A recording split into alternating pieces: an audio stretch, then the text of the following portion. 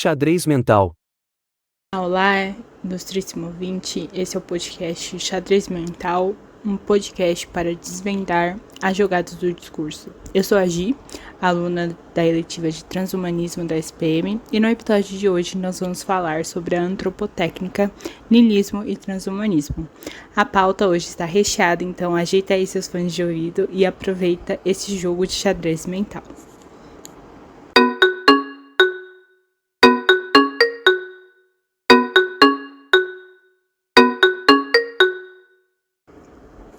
Bom, então vamos ao nosso quadro Checkmate de hoje. Para quem não sabe, o Checkmate é o quadro onde eu trago aqui a notícia ou acontecimento da semana que contribuiu para a elaboração da pauta.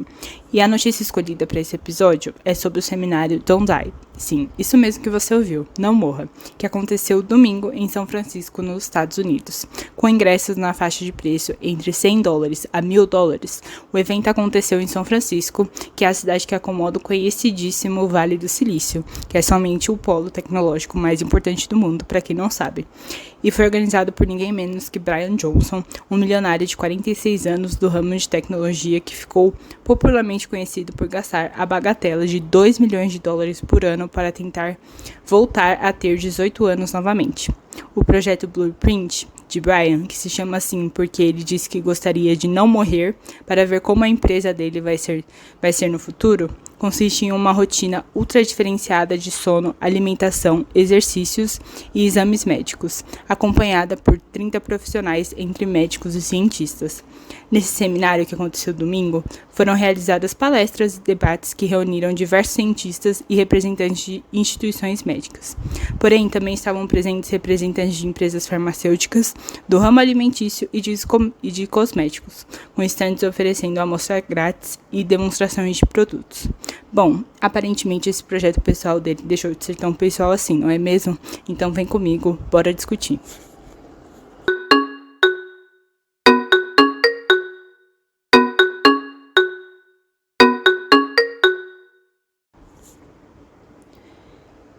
Então, meus queridos, baseados nessa notícia que nós acabamos de ouvir, vamos começar a entrar no tema de hoje e na nossa questão norteadora, que é sobre a necessidade do humanismo e o lugar do homem na metanarrativa da tecnologia transhumana. No contexto contemporâneo, especialmente em face das mudanças tecnológicas rápidas e profundas que nós experimentamos com frequência, combinado à crescente consciência de esgotamento dos recursos naturais do planeta Terra, o humanismo se mantém sim necessário em certo grau para examinar como a tecnologia afeta a vida humana, a sociedade e o próprio sentido do ser humano. Em contrapartida, eu acho que seja de extrema importância haver uma lente crítica e questionadora para que haja um equilíbrio dos esforços e recursos direcionados a essa questão. Existe um filósofo alemão chamado Hans Jonas que já propõe essa responsabilidade. A responsabilidade precisa estar principalmente atrelada em relação ao futuro da vida no planeta.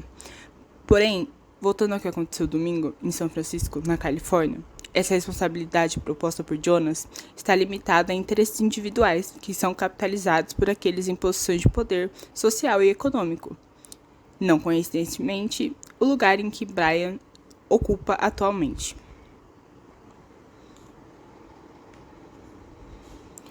O projeto Blueprint ilustra bem o lugar que o homem atualmente ocupa na metanarrativa da tecnologia transhumana. Brian decidiu investir $milhões em tratamentos para voltar a ter 18 anos porque ele se sente ameaçado com a simples ideia de finitude, que é carregada pela morte, a qual ninguém sabe o que acontece depois. Se antes a gente falava tanto sobre a vida após a morte, hoje existe a batalha contra a morte, com a saída da religião do centro da existência e da finalidade. A gente não sabe o que nos espera depois do óbito. O Brian gostaria de ver tanto como daqui a 100 anos a empresa dele vai estar, que ele está disposto a sacrificar as condições de vida dele no tempo presente. Não comer um donuts, por exemplo, não comer um chocolate, tudo em prol desse futuro desconhecido. E o plano dele é ainda mais ambicioso se nós pensarmos pela lente que ele não pretende apenas não morrer ou parar o seu envelhecimento no auge dos seus 46 anos. Ele busca voltar a ter 18 anos novamente, voltar ao ápice da saúde e da virilidade do homem. E nós vamos entrar daqui a pouco nas consequências que isso pode trazer. No texto Niilismo e Tecnologia, abordado em aula, existe a menção da medicina não possuindo um objetivo de cura, mas sim de aprimoramento do ser humano. Isso está bem escancarado no exemplo que eu utilizei sobre esse seminário na Califórnia, nos Estados Unidos.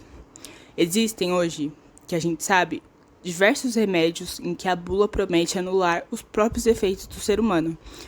Então, se você sente sono, você toma esse remédio para não sentir mais sono e a necessidade de descansar, que é inerente a todo ser humano, a todo ser vivo. Você promete ficar acordado mais horas, trabalhar mais, consumir mais. Isso é transhumanismo em certo grau. Para encerrarmos o episódio, eu gostaria de propor uma análise. Porque vai que o plano do Brian funciona e ele finalmente consiga, ao menos do ponto de vista biológico, né, ter 18 anos novamente. Como é que ia ser a vida dele? Vocês conseguem imaginar? Ver o filho dele, o neto dele envelhecer, morrer. Ele teria, então, vamos supor, mais 46 anos de vida para quê? Para qual finalidade? Para trabalhar? Criar outra empresa de sucesso e acumular mais riqueza e capital? O niilismo trata exatamente sobre essa ausência de sentido e finalidade. Do meu ponto de vista, não sei vocês, ainda que o plano do Brian dê certo, qual seria o próximo passo para ele e para a humanidade? Essa busca incansável terminaria em vencer a morte? Ou será que a nossa sede seria apenas intensificada? Isso abriria um precedente para coisas como o upload da mente em computadores? O ser humano sem a presença corpórea? Em larga escala, isso seria viável em questões de capacidade da Terra em suprir as nossas necessidades? Qual seria o preço desse futuro? Será que não morrer seria um recurso disponível apenas para a elite? E será que isso reverteria as taxas de natalidade baixas em certos lugares do mundo? Será que nós teríamos mais crianças ou somente adultos maduros?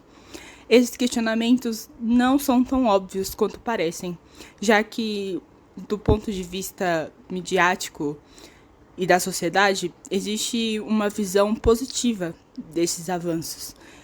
São vistos, né, como avanços esse tipo de pesquisa, de busca, e não são óbvios os questionamentos que eu fiz agora para a maioria das pessoas, que eles celebram alegremente a perspectiva de uma vida eterna, ou consideravelmente mais longa do que a média atual, mas não refletem sobre as consequências éticas e morais que isso pode causar também, novas, né, questões éticas e morais que isso possa vir a trazer.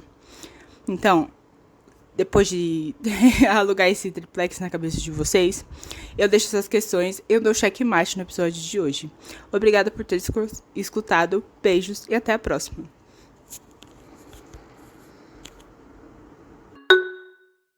Xadrez mental. Bom, e é claro que num episódio tão especial como esse, não podia faltar um bônus, né, gente? E o bônus de hoje é a recomendação de um filme. O nome do filme é Não Olhe Para Cima, Don't Look Up, que é um filme de 2021, disponível na Netflix, e é dirigido pelo diretor experiente Adam McKay e estrelado por diversas personalidades de destaque, como Jennifer Lawrence, Leonardo DiCaprio e Meryl Streep. O filme, basicamente, é uma sátira que aborda a crise climática e a indiferença e a negação humana em relação a desastres iminentes. Essa indiferença e essa negação, é claro que no filme tem vários aspectos, mas um deles pode ser atribuído à confiança cega na tecnologia, que a tecnologia vai ser a salvação, vai ser a saída de emergência, no caso de uma crise planetária. E basicamente, não querendo dar spoilers, mas dá merda no final. E existe a fuga da Terra, a fuga para o espaço, em busca de sobrevivência. E essa Terra é deixada para trás. Então, é um filme que vale muito a pena ver, que se relaciona muito com a pauta do episódio de hoje. Então, essa é a recomendação que eu queria deixar de bônus para vocês. Beijo, gente. Até a próxima.